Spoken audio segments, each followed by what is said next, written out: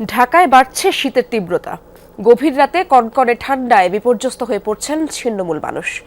শীত নিবারণের পর্যাপ্ত ব্যবস্থা না থাকায় বাড়ছে তাদের কষ্ট।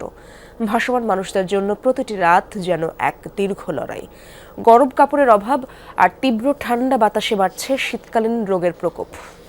নতুন ব্লেন্ডে আরো রিচ অ্যারোমায় সেলন ফ্যামিলি ব্লেন্ড টে। পৌষের শেষ ভাগে হাড় কাঁপানো উপস্থিতি জানান দিচ্ছে শীত। দেশের প্রায় 1/5 চলছে শৈত্যপ্রবাহ। ঢাকা এর বাইরে থাকলেও জনজীবনে নেমে এসেছে স্থবিরতা।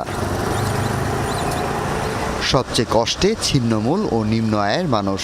ফুটপাত বাস স্ট্যান্ডে খোলা আকাশের নিচে রাত কাটছে অনেকের। শীতে খোলা আকাশের নিচে থাকতে আমাকে খুব কষ্ট হয়। এই যে গরিব দুঃখিনী মানুষ, আমরা রাস্তায় পড়ে থাকি, আমাকে তো বাড়িঘর নাই। গাড়ি ঘোড়ার বাতাস, আকাশতে কুয়াশা পরে শান্তি মতো আমরা ঘুমাতে পারি না। ভালো কষ্ট হয়, সব ভিজা যায়, আপনি নিজে বুঝেন না, আগুন ধরায় বইছি। একটা বাসা থাকলে বাতাস নাই, সুন্দর একটা খেতা দেয়া গায়ে দেয়া শোন যায়।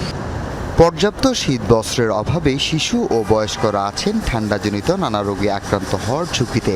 তাই ফুটপাতের পাশে আগুন জ্বালিয়ে শীত নিবারণের চেষ্টা ছাদহীন মানুষগুলোর। রাস্তায় থাকি, কম্বল নাই, গায়ে দেওয়ার কম্বল নাই, বিছনা নাই, কুয়াশার মধ্যে অনেক কষ্ট হয়। একটু সহযোগিতা পাইলে অনেক ভালো হইতো।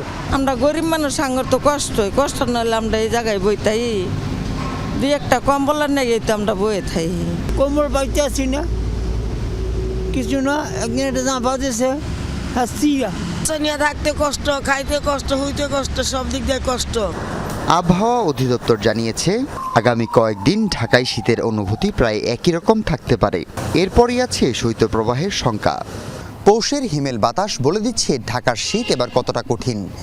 এই হাড় কাঁপানো শীত কিছু মানুষের কাছে উৎসবের হলেও এই ছিন্নমূল মানুষদের কাছে এটি একটি সংগ্রাম। মানবিকতার উষ্ণতায় পারে এই ছিন্নমূল মানুষদের দুয়ারে কিছুটা স্বস্তি পৌঁছে দিতে। হাসিবুল করিম বিজয়, যমুনা নিউজ, ঢাকা।